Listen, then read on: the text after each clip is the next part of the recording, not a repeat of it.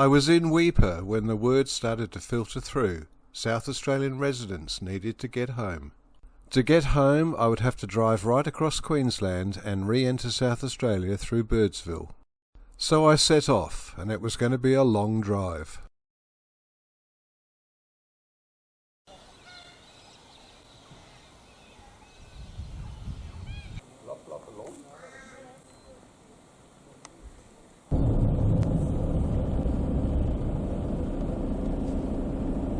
With COVID again in Cairns, I bypassed the town to avoid compromising my return.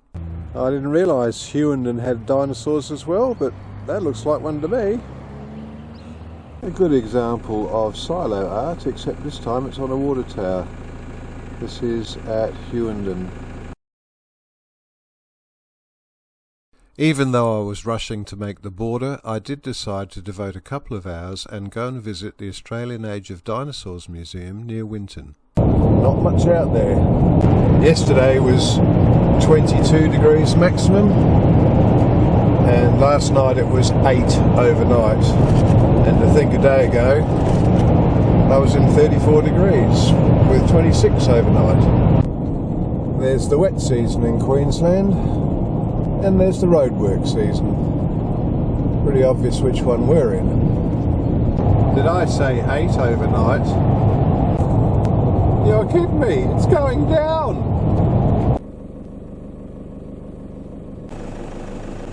Oh, I think we're there.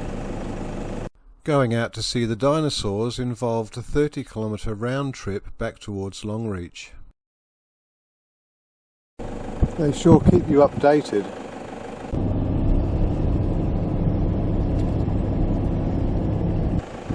We're here!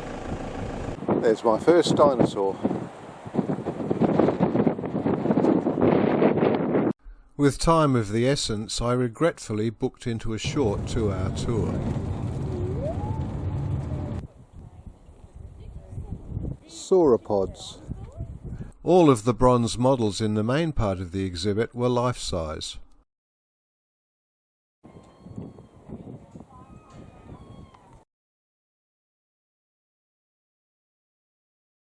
These fossilised footprints in the main building were fascinating. The very knowledgeable guide was able to point out exactly what the dinosaurs were doing simply from the mud imprints.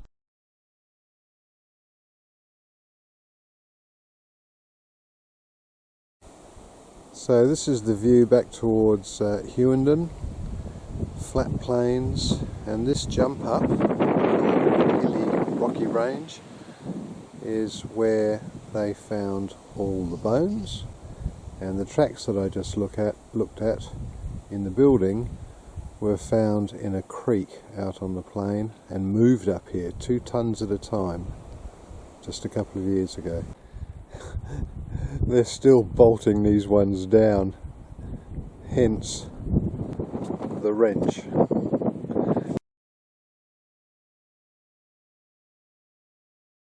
Another one still being pinned down, and here's a couple ready to go.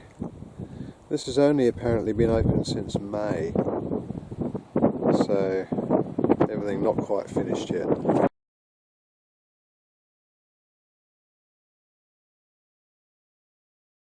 Dinosaur footprints. Maybe not. Pretty amazing, isn't it? Pterodactyls. I always thought they were much bigger than that. Okay, I just read the information plaque, and they are models or replicas. The actual life size was more like 2 metres, like a scene out of Jurassic Park. These are all models, they're not life size. And I think that's a T-Rex and some little friends, or maybe lunch. These scary looking beasts, I reckon. Look like big sleepy lizards, don't they?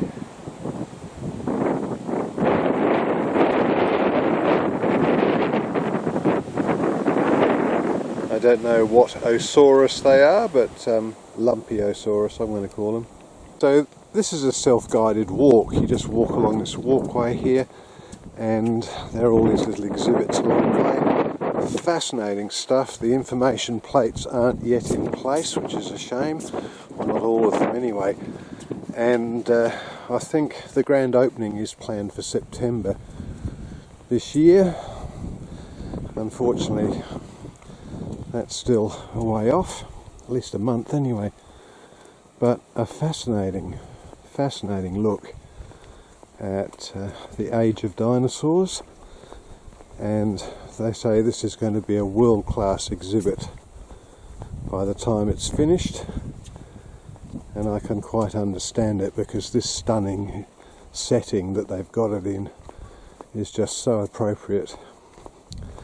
So maybe cause for another visit once everything's finished and opened.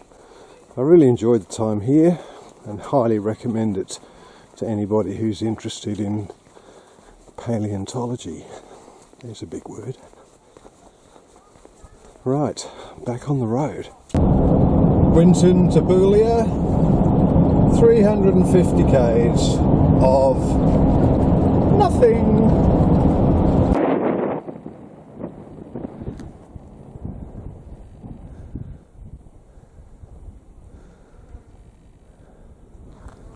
This is the view from a lookout, about 150 k's from Boulia. Could be the backdrop for a western. Mesas and buttes. Pretty specky.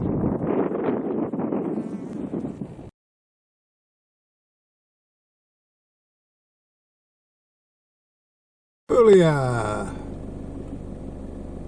The goal of the day, get across the border. Boulia to Bedourie, not much out there.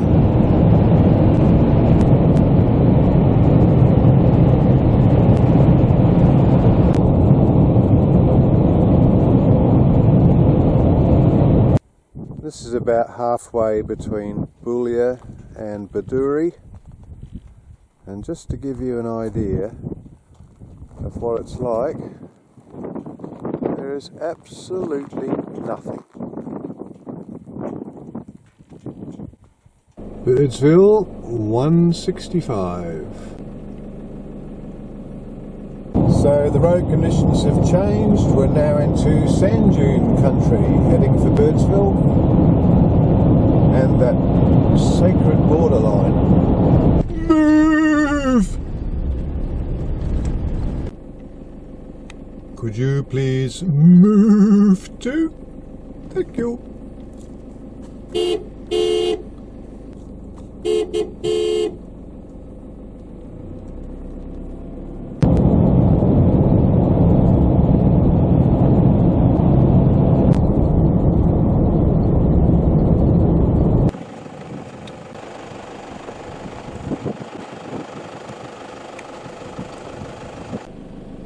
Dingo!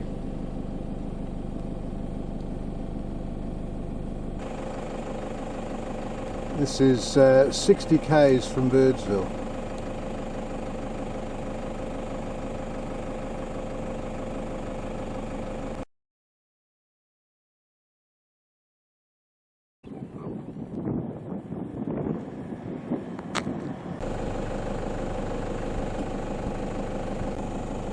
I have to say that it was with a great sense of relief that I finally crossed the border back into South Australia. The 520-kilometre section between Birdsville and Maree was largely uneventful but very rough in places. I paused briefly near the turn-off to Inaminka and put up the drone. It gives some idea of just how desolate this area is.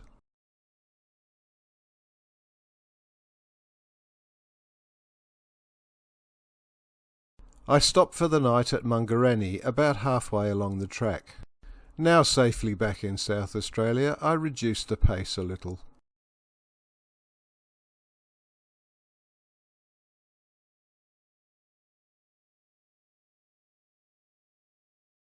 The day after I crossed the border, South Australia went from level 3 to level 6 restrictions, so I narrowly avoided a 14-day quarantine. I had anticipated a police roadblock at Lee Creek, but there was nothing, and being a Sunday, I was unable to do my day 1 COVID test. I contacted SA Police, and it was agreed that I would do the test when I got back to Adelaide. Familiar landmarks. Still heading south. Beautiful backdrop of the Flinders Ranges. Our wedgetail was on a roadkill, but it just flown off, unfortunately. Love his baggy trousers. What a magnificent looking bird.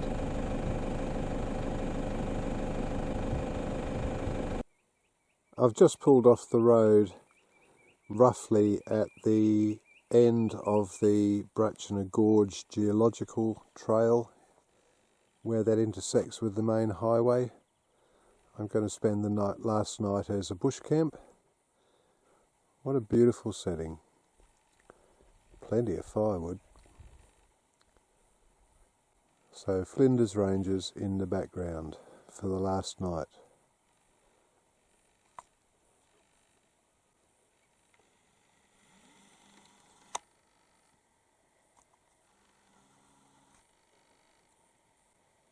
Lovely. So this is going to be the last camp of my 6-week sojourn to the tropics.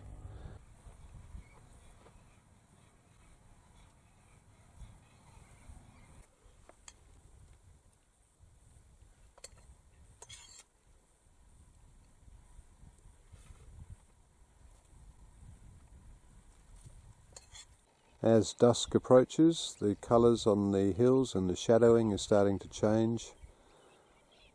This is my old stamping ground from work as an outdoor ed teacher. I spent many days hiking and camping in the Flinders, and I have to say it's one of my favourite spots in the world. Absolutely stunning. If you haven't been to the Flinders, get up here. It's well worth the trip.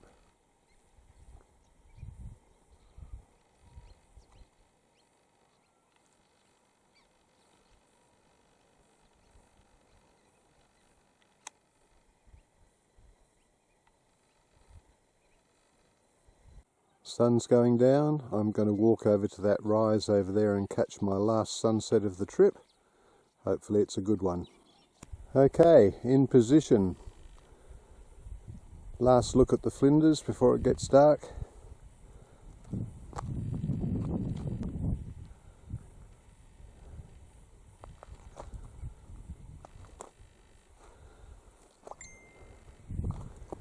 There's the main road, Lee Creek that way, Hawker behind me, and there's me disguised as a bush.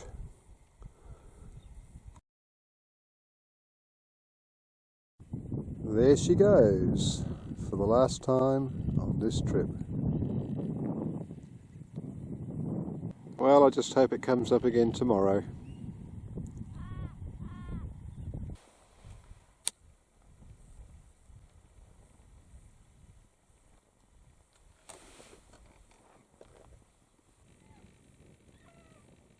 I enjoyed the campfire for a couple of hours before hitting the sack, with just a short drive to deal with the next day.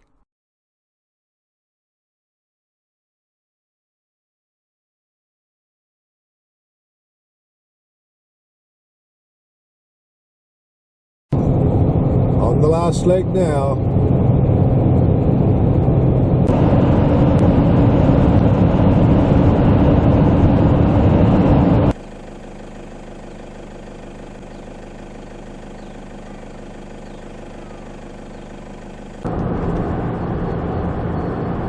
And so ends my bucket list odyssey.